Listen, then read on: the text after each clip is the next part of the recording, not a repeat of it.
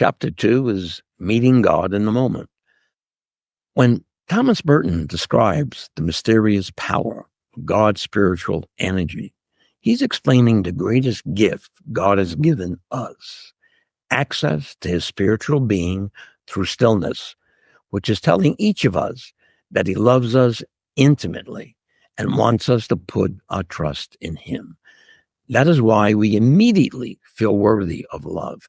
It's not what we do. It's what is being done to us as we become consciously present. If God loves us intimately, he forgives us. We also have to forgive ourselves. That is the mysterious power. When we allow God's spiritual energy through stillness to guide us, our inner traumas start to dissolve. Along with our guilt and shame, we have a foundation of connectedness instead of feeling alone and isolated. The practice of presence teaches us how to get there and also know how to return there through stillness.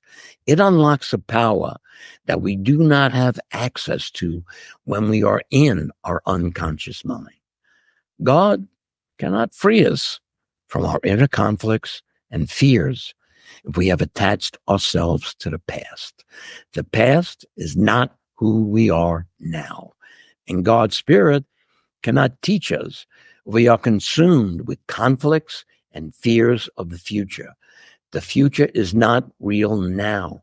Only the present moment is real now. And only in this moment can we be truly aware of God's spiritual being. And without that inner experience, we will be trapped in our suffering.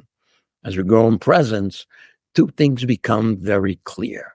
First, we all have access to God's peace in the present moment of every day, because God's spiritual being never leaves the present moment.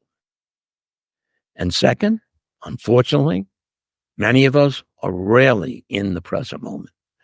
So we are consistently missing the peace and power that each of us have access to.